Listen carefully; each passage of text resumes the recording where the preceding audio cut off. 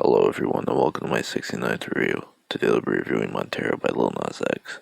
The debut album from Lil Nas X is finally here, and there was definite excitement after such big songs like Panini, of course Old Town Road and the Old Town remix with Miley Cyrus, and the singles MONTERO, Sun Goes Down and Industry Baby with Harlow, all being his best work he's released so far.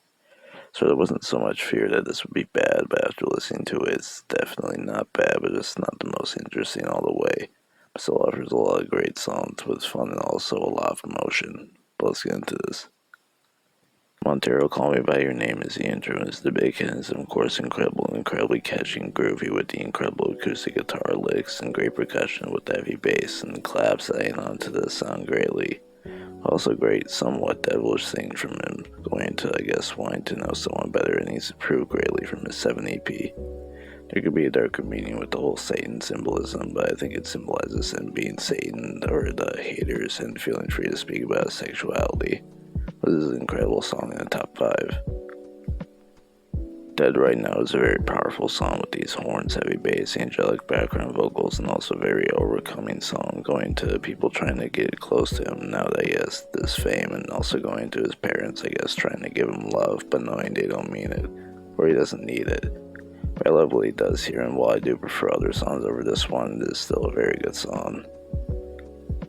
Industry Baby is another huge hit, and of course it's incredible with the aggression it brings, bringing this anthem of proving everyone wrong and rising from hatred and showing his successes alongside great work with Harlow. It was interesting to see production from Take a Day Trip, which is usual and does great work with him all throughout the album, but also Kanye West, which is cool, and the production is great with strong horns, trap drums, and heavy bass, and overall it's another great song in the top 3. That's What I Want, I guess, goes into more of an energetic pop rock song with great rushes of power, with great singing from Lil Nas X going to Wine Love from Someone, with great guitar, keys, and drums, and bringing one of my favorite hooks. This is another great song, but I do prefer other songs over this one, but not bad at all. The Art of Realization is a short skit with, while it's not something I listen to, it does seem important with him questioning where he's going in life.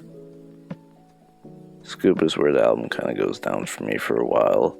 It's not that it's bad, and this song does bring great energy and fun work from him and Doja Cat doing fine as well. It's just not that interesting, also pretty weak compared to other great work on here. Again, not bad, but just not something I care to go back to a lot, but I do appreciate him offering a lot of different sounds on the album.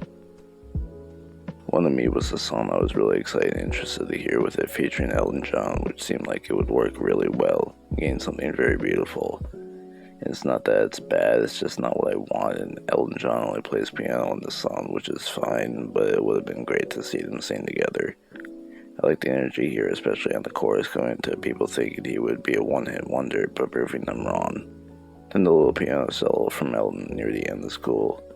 But I don't really care for this song, even if it's not what I want. I just wouldn't prefer it over other songs. Lost in the Citadel is a weird song to me, bringing this electronic feel with the bland feeling synths, but then coming in aggressively, bringing a more rock feel with the electric guitar, bass, and drums. I don't really care for the sound of this song, but it does seem like he brings a personal performance with going into an ended relationship that sounds abusive or mentally paining, but I could be wrong. This is my least favorite song, and I don't care for the sounds of this song. DOLLA Salem brings a similar feel to Industry Baby with the horns and heavy drums and bass, but here it does bring a fun and aggressive feel, but also very bland compared to Industry Baby. I don't want to have to compare the songs, but it does sound very similar and brings similar vibes. And it's not that bad, but just not a song I go back to a lot. But Lil Nas X alongside Megan Thee Stallion aren't too impressive, but are fine.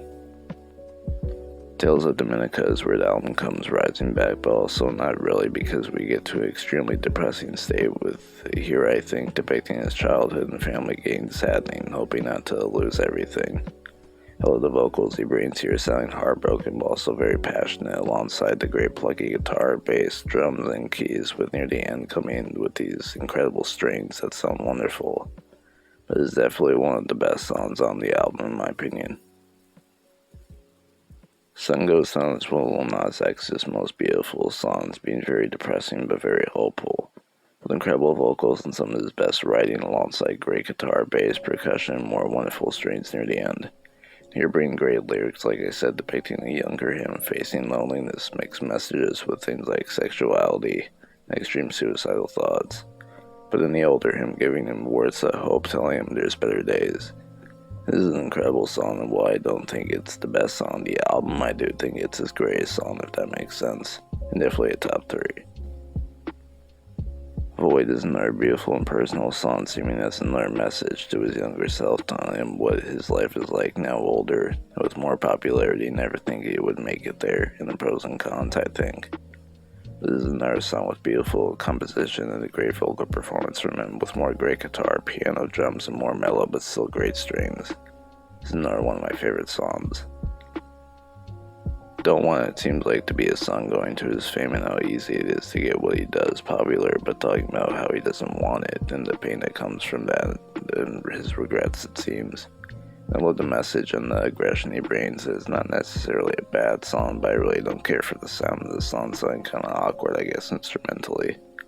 So it's one of my least favorite songs, but not too bad. Life After Salem brings a more slow and mellow rock song with very dreary and flingy electric guitar, but gets more lively with the drums, with also one of my favorite vocal performances from him.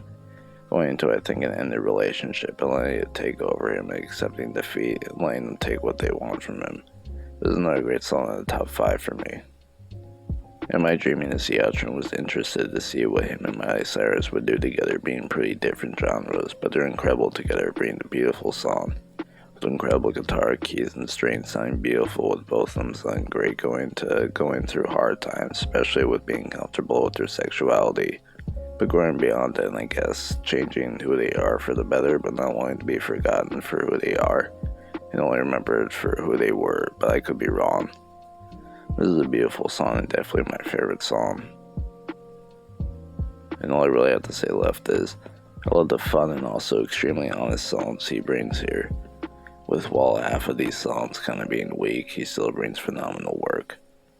7 out of 10. Thank you for watching.